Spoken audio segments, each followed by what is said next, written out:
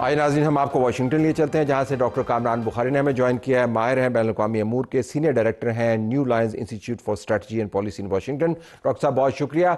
एक बिल्डअप है गल्फ के अंदर, और कहा जा रहा है अभी डोनाल्ड ट्रंप ने डिएगो गार्सिया के मामले के ऊपर अमरीकी पॉइंट ऑफ व्यू का इजहार करते हुए बरतानवी वज़ीर आज़म की बड़ी क्लास ली और कहा जी कि आपने इस जजीरे का कंट्रोल नहीं खोना, हमने ईरान पर अटैक करना है, तो हमने ये जजीरा इस्तेमाल करना है। क्या आपको मुस्तकबिल करीब में यानी अगले चंद दिनों में इस किस्म का हमला होता हुआ नजर आ रहा है? जी शुक्रिया तारक। देखिए, इनएविटेबल नहीं है, ये नहीं है कि बिल्कुल होना ही होना है।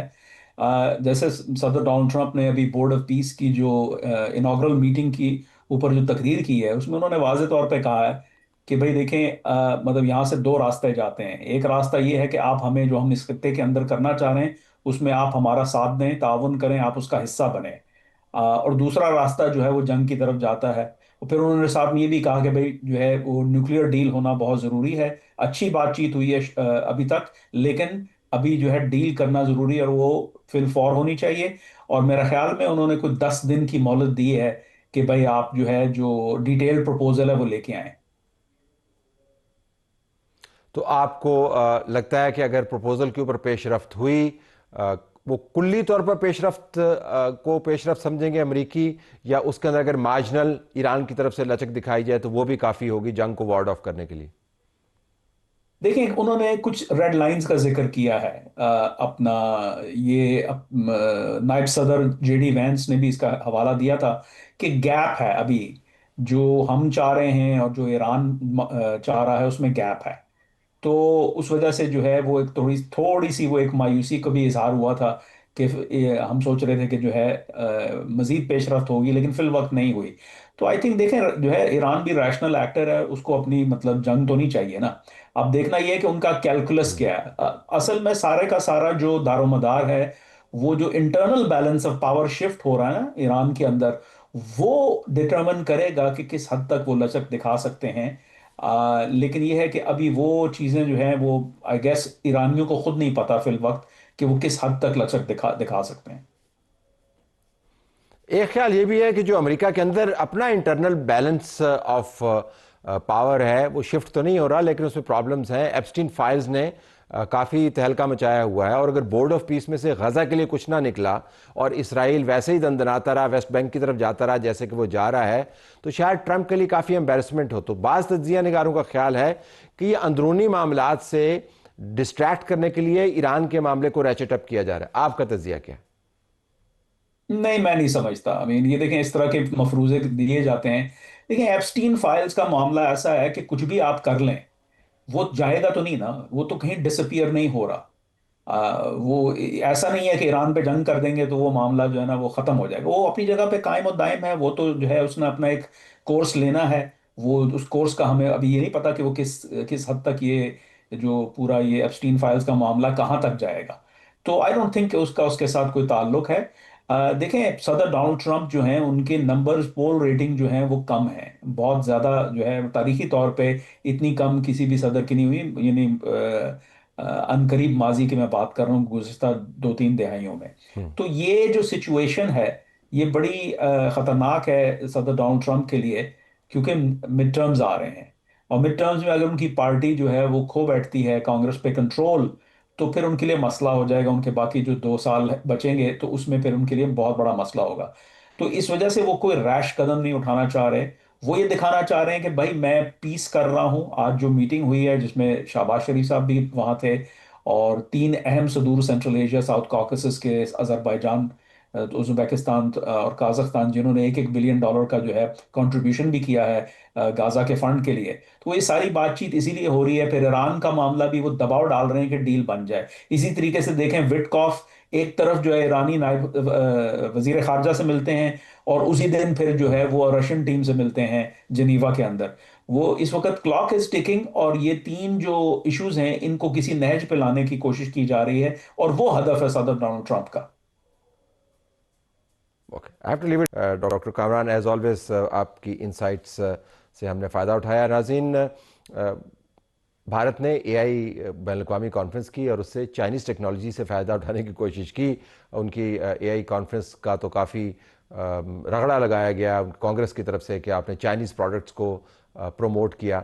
लेकिन आखिर में आके अगर आप ये इस वक्त वीडियो देख रहे हैं तो ये वो रोबोट्स हैं जो चाइनीज़ की तरफ से थे। इस वक्त जो आप वीडियो देख रहे हैं तो जो सदर मोदी हैं वो प्राइम मिनिस्टर मोदी हैं वो तमाम जो हेड्स हैं आईटी कंपनीज़ के, उनके हाथ अपने हाथों के साथ मिलाकर इकट्ठा करने की कोशिश कर रहे हैं। और बहुत सारे लोगों ने नोट किया कि जब वो ऊपर कर रहे थे तो किसी को पता नहीं था वो क्या काम कर रहे हैं और कोई इनको सपोर्ट करने को तैयार नहीं था। बाज़ लोग जो है अपने गली की टाइयाँ ठीक कर रहे थे, बाज़ लोग जो है अपने कफलिंग्स ठीक करने लग गए, फिर बाज़ों ने दूसरों के हाथ नहीं पकड़े। एक अजीब किस्म की एम्बैरसमेंट अपने मुल्क के लिए उन्होंने क्रिएट की। ये सारी एआई कॉन्फ्रेंस जो है इसमें आपको आर्टिफिशियलिटी ज़्यादा नज़र आई और इंटेलिजेंस बिल्कुल भी नहीं। पाकिस्तान के अंदर टैलेंट बड़ा है, बच्चियों की क्रिकेट का टैलेंट सामने आया। ये आयना वजीरिस्तान की ये बच्ची है और उसने तहलका मचा दिया अपने बेहतरीन रन अप और बॉलिंग एक्शन से, जिसके नतीजे में जावेद अफरीदी ने ये ट्वीट किया और कहा कि इस किस्म के टैलेंट को हमने राइट प्लेटफॉर्म पे लेके जाना है। पेशावर ज़ल्मी ने इनको ओन कर लिया और कहा कि इनको हम तमाम फैसिलिटी प्रोवाइड करेंगे और इनके टैलेंट को निखारेंगे। लेकिन साथ ये भी लिख दिया कि उनके कॉन्टैक्ट डिटेल्स तो हमें बताएं ताकि मेरी टीम उन तक पहुंचे। यानी उनको ओन पहले कर लिया और तफसीलात बाद में। सिर्फ खदशा ये है इस उम्मीद के साथ कि इस टैलेंट को वाक़तन निखारा जाएगा दूसरे टैलेंट के साथ साथ, कि कहीं ये पोस्टर गर्ल ना बना दें इसको सिर्फ ये बताने के लिए कि हम कितना अच्छा काम कर रहे हैं, सिर्फ तस्वीरों पर ही तवज्जो ना हो। हमने अमूमन देखा है कि चाइल्ड टैलेंट को जब इस तरीके से ओन किया जाता है तो जो कमर्शियल इंटरेस्ट है वो हावी हो जाता है और बच्चे के इंटरेस्ट जो है वो पीछे रह जाते हैं। होपफुली इस केस में ये नहीं होगा। नाज़रीन, पाकिस्तान की हॉकी के मामलात आपके सामने हैं। एक कौमी मामला बन चुका है। जो हॉकी फेडरेशन के सदर हैं उन्होंने अपना इस्तीफ़ा सबमिट किया है, तारिक बुगटी साहब, और साथ उन्होंने पाकिस्तान स्पोर्ट्स बोर्ड के ऊपर और पाकिस्तान की टीम के कप्तान के हवाले से भी बातें की हैं। हम ज़रा उनसे वजाहत लेना चाहते हैं, जानना चाहते हैं कि ये इतनी बड़ी सुबकी क्यों हुई और कैसे हुई। तारिक बुगटी साहब, बहुत शुक्रिया। ये फरमाइएगा कि इस वक्त जब मैं आपसे मुखातिब हूँ तो आपका स्टेटस क्या है? क्या आप अभी भी हॉकी फेडरेशन के सदर हैं या आपका इस्तीफ़ा मुस्ताफ़ी सदर हैं, कबूल हुआ है नहीं हुआ? सर, मेरी तरफ से जा चुका है, वज़ीर आज़म साहब को पहुंच चुका है। अब आगे वज़ीर आज़म साहब की मर्ज़ी है। मेरे होते हुए तकरीबन 10 टूर हो चुके हैं। हॉकी फेडरेशन का बजट क्या है सालाना, अगर आप उठाएं तो 35 लाख हॉकी का बजट है सालाना, जो कि मुझे पिछले 2 साल से जब से मैं हूँ मुझे वो 35 लाख भी नहीं मिले। 1 रुपया भी मुझे स्पोर्ट्स बोर्ड की तरफ से नहीं मिला। स्पेशल ग्रांट की सूरत में मुझे वज़ीर आज़म मियाँ शहबाज शरीफ साहब की तरफ से मिले, जो 12 और 13 तो अगर मैं पूछ पाऊँ तारिक साहब, तो फिर आप काम चला कैसे रहे थे अगर आपके पास पैसे नहीं थे? अगर आप फिर काम चला कैसे रहे थे? देख, ये अल्लाह की मेहरबानी है। मैं कहता हूँ कि ये 2 चीज़ें, इसमें 2 चीज़ें बड़ी इंपॉर्टेंट है। एक, field marshal general Asim Munir साहब ने मुझे बहुत सपोर्ट किया। देखें, हम जब अजलान शाह जीत के आए तो उन्होंने हमें मदऊ किया, हम वहाँ गए। तो सबसे बड़ी लेकिन वो आपको टिकट खरीदने के पैसे तो नहीं दे रहे होंगे ना बुगटी साहब? वो आपको टिकट खरीदने के पैसे तो नहीं दे रहे होंगे ना? वो तो आपको सपोर्ट कर रहे होंगे, शाबाशी दे रहे होंगे। आप ये पैसों से कैसे चला रहे थे? देखें, पहली दफ़ा पैसों के बगैर तो मामला चल ही नहीं सकता। देखें, मुझे दूसरा स्पोर्ट जो पैसों वाला स्पोर्ट है वो सिर्फ चीफ मिनिस्टर बलूचिस्तान मीर सरफराज बुगटी ने हॉकी को चलाया। वो पैसे दे रहे थे, टीएडीए वो दे रहे थे, आपको कहीं से कोई और धेला नहीं मिला? बिल्कुल बिल्कुल बिल्कुल। देखें, कोई धेला नहीं मिला। अभी खबर आई है जब मैं आपसे रिकॉर्ड करूं कि आपका इस्तीफा प्राइम मिनिस्टर ने मंजूर कर लिया है। आपका इस्तीफा प्राइम मिनिस्टर ने मंजूर कर लिया है, मेरे प्रोड्यूसर मुझे बता रहे हैं। तो दैट्स ग्रेट, कोई मसला नहीं है, कोई रिग्रेट नहीं है। मैंने अपना जो हिस्सा है हॉकी के लिए और बेटरमेंट के लिए, हॉकी के लिए, और मैंने अपना हिस्सा डाल दिया है। Thank you very much. और इसमें मुझे कोई रिग्रेट नहीं है। देखें, मैंने अपनी कौमी खेल के लिए 18वीं से अगर मैं 13वीं में इम्प्रूवमेंट मैंने की है।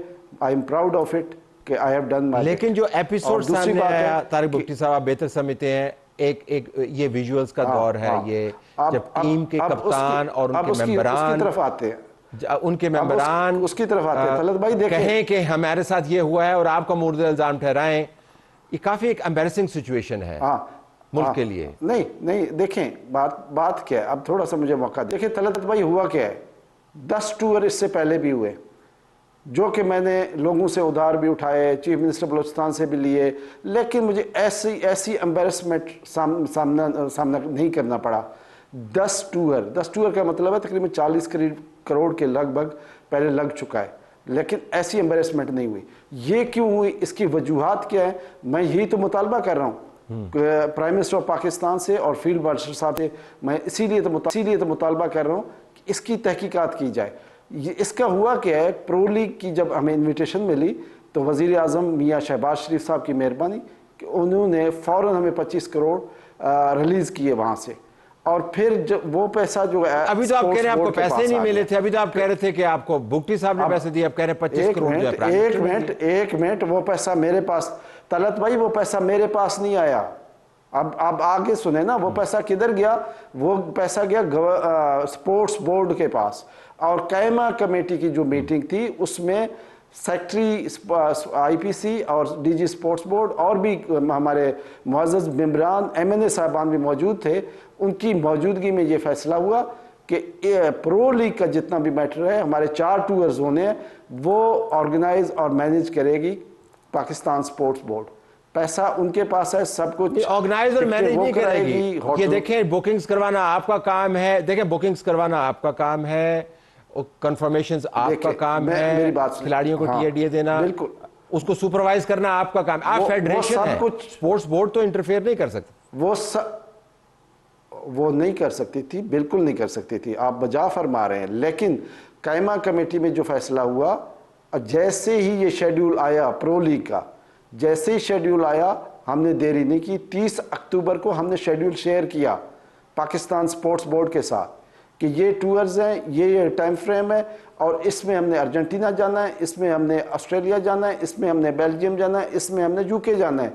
तो और हुई ना, वक्त पे बुकिंग हुई। मतलब 26 को आपने 11 नाम भेजे, 27 को दूसरे नाम भेजे, 28 को आपके वीजे हो गए, फिर वो फॉर्म भी सही फिल नहीं हुए थे, वो कह रहे 97 लाख के वोट। आप ये टिकट्स की बात कर रहे हैं, देखें बात पता है, पहला फेज कैसा गया है, वो जरा जानने की जरूरत है कि पहला फेज कैसे गया है, कितने पैसे एडवांस में दिए गए, कितनी बुकिंग की गई, कितने वहाँ खाने पीने के लिए पैसे दिए गए। मेरे भाई तलत भाई, टीम चली गई दिसंबर में, पैसे मुझे मिल रहे हैं जनवरी के एंड में। ये तो FIH की मेहरबानी है। तो वो कहते हैं कि आपने कभी प्लान सबमिट नहीं किया था, वो कहते हैं कभी आपने डिटेल प्लान सबमिट नहीं किया था, लेकिन अब तो खैर मामला खत्म हो गया। अच्छा ये बताएं, बिल्कुल आखिर में ये फरमाइएगा कि आप मुझे सिर्फ इसका जवाब दे दें प्लीज, कि अगर आप बिल्कुल हक पर हैं तो आपने इस्तीफा क्यों दिया? अभी 4 दिन बाद मेरे बच्चों ने ट्रैवल करना है, qualifying world cup qualifying round है, तो ये मेरे लिए अब ठहरना बनता नहीं था, क्योंकि मैंने फौरन से बेशतर। और आपने जाते जाते कप्तान पे पाबंदी भी लगा दी है, ये क्यों किया आपने? आपके बच्चों में से एक बच्चे पे पाबंदी भी लगा दिया आपने, गुस्सा निकाला है आपने? देखें, कप्तान का ट्रैक रिकॉर्ड देखें और आने वाले वक्त आपको बताएगा कि कप्तान की रेपो क्या है। कप्तान ने 1 दफा नहीं, 2 दफा नहीं, 4 दफा ब्लंडर्स किए। अनफॉर्चुनेटली टाइम खत्म हुआ।